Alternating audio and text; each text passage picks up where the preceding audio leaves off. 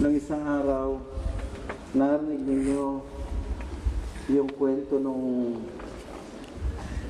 mag-asawa na nalunok ng babae yung medyas, nalala niyo. Anyway, ito yung continuation noong kwentong yon. After 1 month, nag-decide yung best friend ng babae ni Mrs. na gusto niya na rin magpakasal. Kaya't ang ginawa niya, katulad ng kanyang best friend, pumunta rin doon sa pare at humingi ng payo. Father, meron akong problema, katulad nung best friend ko. At sabi ni Father, pareho din ba ang problema? Iba naman ho. Yung best friend ko galing dito, yung amoy. Yung sa akin naman, kung bakit ba naman, mula pa nung bata ako, napahilig na akong kumain ng fishball. Fishball. At mula nung lumaki ako, bata hanggang lumaki ako, yun na lang palagi ang hinihingi ko sa nanay ko, fishball. Sa almusal, fishball. Sa tanghali, fishball. Merienda sa hapon, fishball. At pagdating sa bahay, fishball. Sa mga Pilipino, fishball, hindi fishball. Fishball. Okay? Parang fishbook. Yan. Magkasama yan. Fishbook, fishball. Okay. Anyway, sabi ng pare, ano namang problema? Kasi Father, mula pa ng bata ako, palaging pagkakain ko ng fishball, kumukulo yung tiyan ko. At ang lumalabas, nako, napaka-baho. Hindi ko talaga makontrol. Pag kumain ako ng fishball, hindi ko talaga makontrol. Ang sabi ng pare, kung talagang gusto mo mag-asawa na, kinakailangan mangako ka na hindi ka na uli kakain ng fishball. Mag-fishball ka na lang. Huwag ka nang kumain. At nangako yung babae. At natuloy ang kasalan. Maayos. Walang problema. At dumating na sila sa 1 taon ng kanilang kasal. Anibersaryo. Nung araw na yon, pauwi na siya ng bahay. Nung araw mismo ng anniversary nila, bigla na lang umulan, pagkalakas-lakas. At habang nag-aabang siya ng jeep sa Quiapo,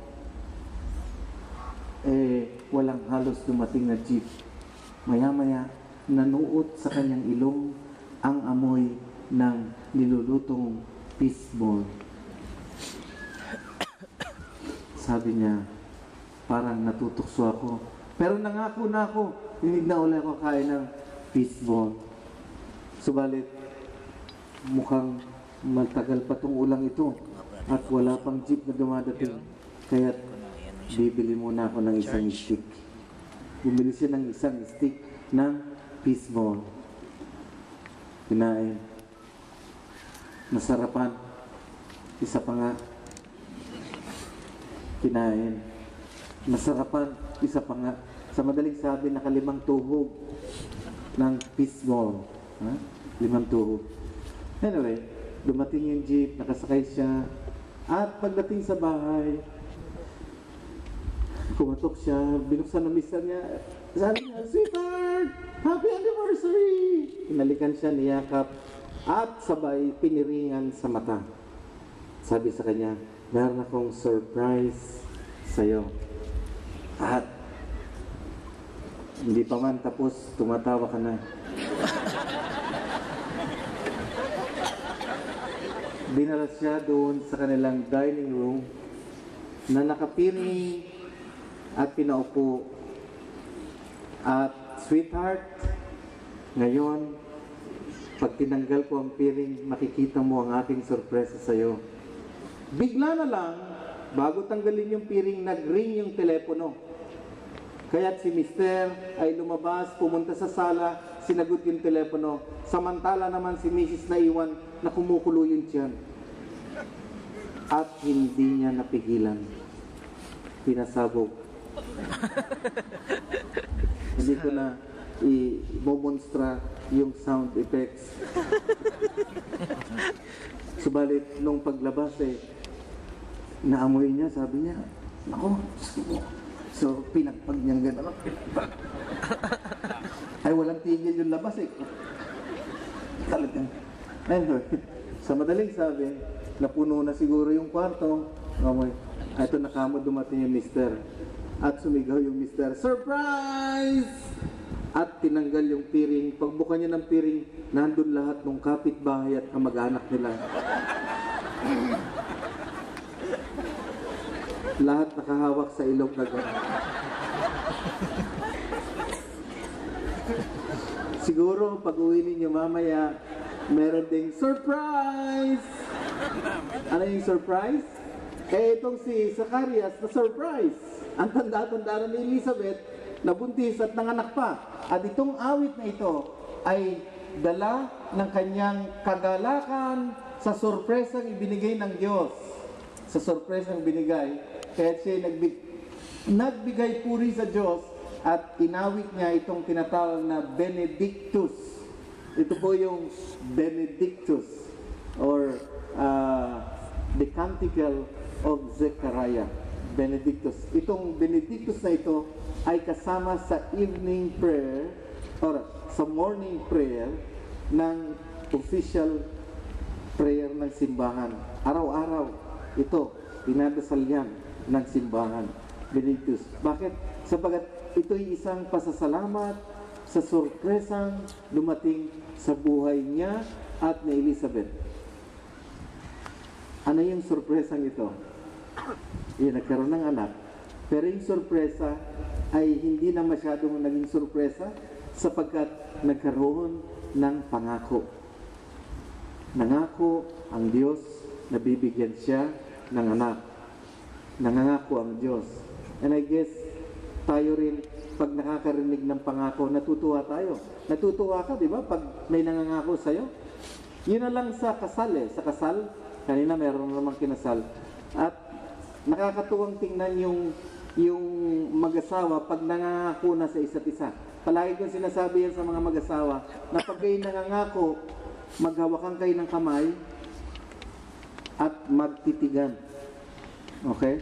Kasi kalimitan, natatakot ang lalaking tumingin sa babae at natatakot din ang babaeng tumingin sa lalaki. Kalimitan, tumitingin ang lalaki sa ceiling ng simbahan, nakaganyan, at yung babae nakatingin sa tiles. Bago yung tiles makintab, para bang pwede magsalamin. Kalimitan ganon. Pero ang pangako pangako. For better, for worse, for richer, for poorer, in sickness and in health, until death do us part. Bakit ka titingin sa bubong? Until death do us part. O sa tiles, until death do us part. Nangangako ka At pag ang isang tao nangako sa'yo, you feel good about that. Nangangako siyang habang buhay, makakasama mo siya. Matindi yun. Matindi yun, yung pangakong yun. Until death, nangangako ako sa'yo. Ay, minsan lang may mga talagang takot magtitigan sa mga kinakasal. Meron akong ginawa minsan, titig na titig yung lalaki dun sa babae. Yung babae naman titig na titig sa akin. Matindi rin yun. Kalagay ko, nag-away yun dun sa reception. Ano? Kaya, ito yung pangako na ibigay natin. Kaya ngayon, siguro magandang alalahanin, yung pangakong binitiwan mo, okay? Nangako ka Nangako ka dun sa mga mahal sa buhay na iniwan sa Pilipinas. Sweetheart, pupunta ako sa Dubai.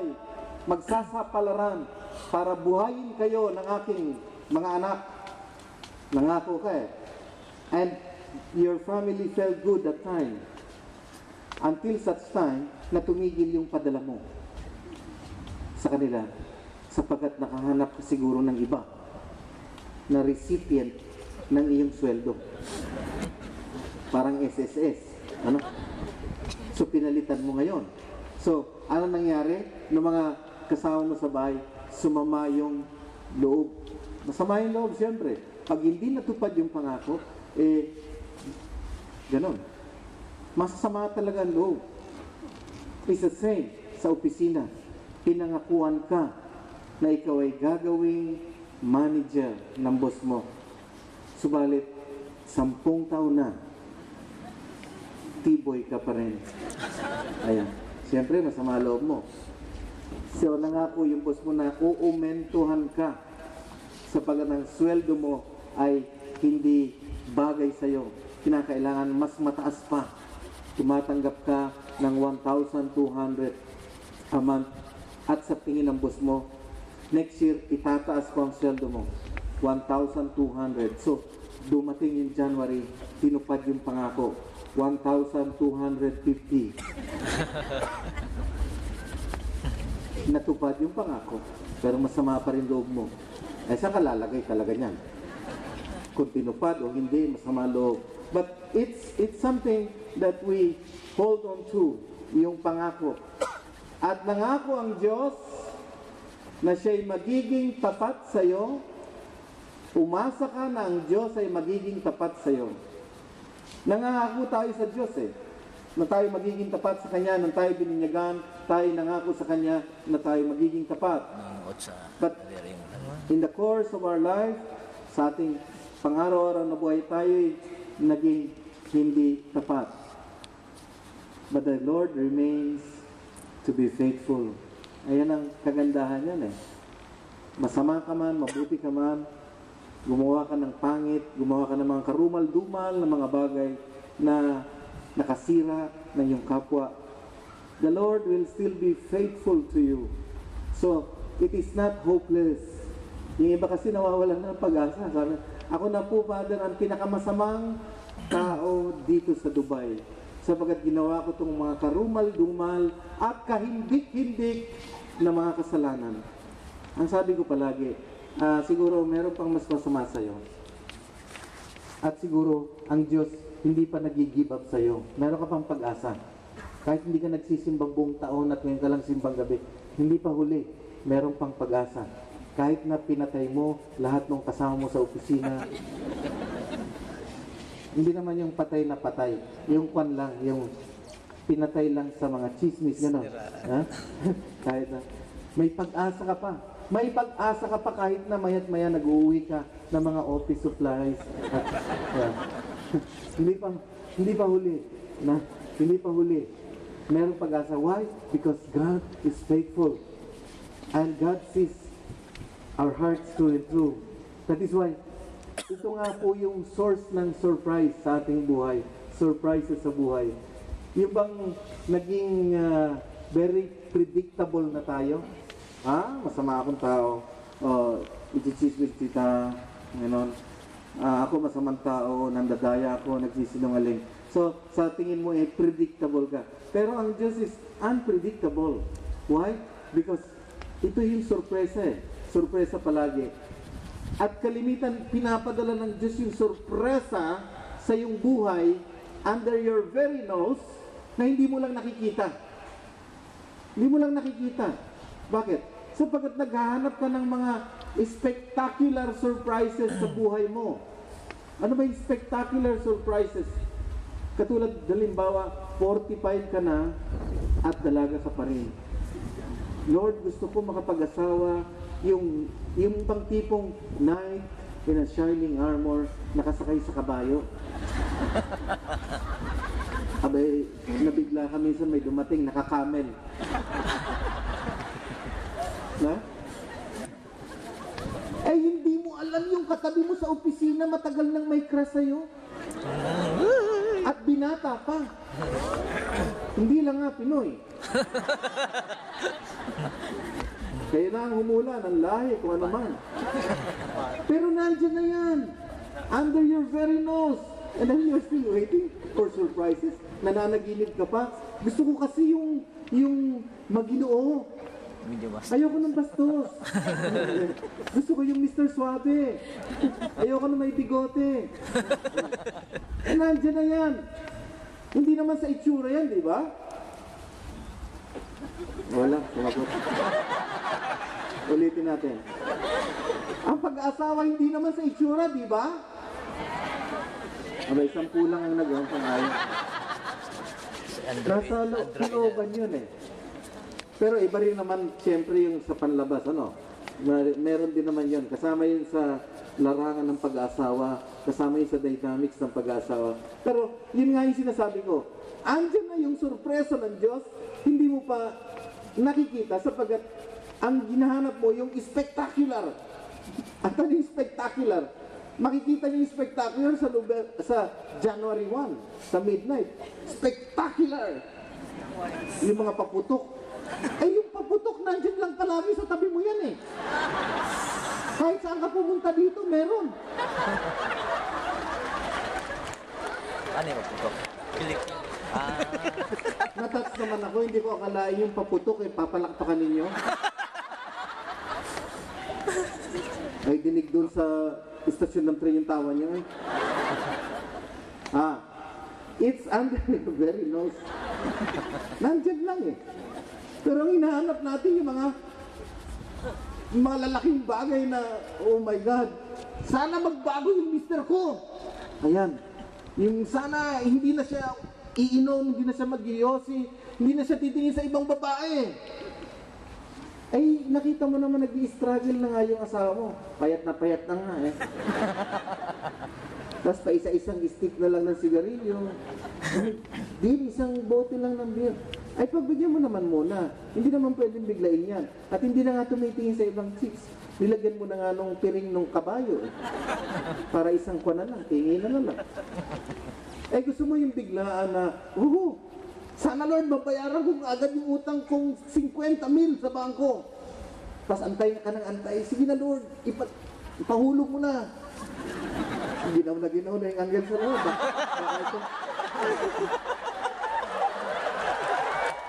Baka ito malaglag, hindi yung... Mamaya yan, yung demonyo biglang sumulpot dyan.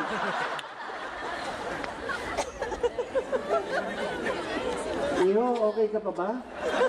Meron ka pang ulirat dyan? Okay. Yung ginawa dun sa taas yun, no? Okay ka pa, ha? Mas manipis pa naman yung suot niya, Magbigay no? ka lang ng hudyat. Okay. Promises. Mga pangako. And then, God will answer our prayers. That is why, sinasabi ng maraming tao, hindi naman pinapakinggan ng Diyos yung hinihingi ko.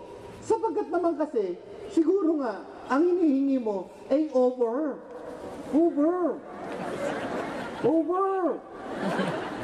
Hindi yung katamtaman lang na alam ng Diyos na ito lang yung tamang-tama para sa iyo. Lord, pagandahin mo ako. Ay sabi ni Lord, wag na. Makontento ka kung anong binigay sa iyo. Patangusin mo ilong ko. Gawin mo. Ito yung mga bagay na hinihingi natin. But there are also real things that we need, that we ask from God. And for this, ibibigay naman ng Diyos ito. Kung kailangan lang na nakikinig tayo, at the end of the day, meron tayong pusong nagpapasalamat. See? Maraming sorpresa ang Diyos, may pangako siya, at tinutupad niya ito. At pag tinupad ito, tayo, tsanang, sabibigla tayo. And that is the time when we kneel down and say, Lord, maraming salamat. Ibinigay mo yung hiningi ko sa simbang gabi. 5 years ago ko hiningi ito, ngayon mo lang binigay. Matagal, ano? Hiningi ko pero binigay mo, maraming salamat. Ay, paano naman kaya kung hindi binigay ni Lord? 5 taon na, naka-6 ka na naman ngayon. Paano kaya next year? Anong gagawin natin dyan? Babalik ka pa ba para magsimba? Okay. Because this is the problem ng maraming tao. We do not acknowledge that God has blessed us, that God has given us so much in this life, that we look for something spectacular, something big, na maaaring hindi naman dumating. At nakakalimutan nating pasalamatan siya dun sa mga dumadating sa ating buhay. Ano yung mga dumadating sa ating buhay? Sa mga kaibigan na dumating sa iyong buhay dito sa Dubai. Nag-iisa ka, bigla na lang may naging kaibigan ka. O siguro walang-wala kang kausap, bigla na lang may nakausap ka. See, there are things that God gives us.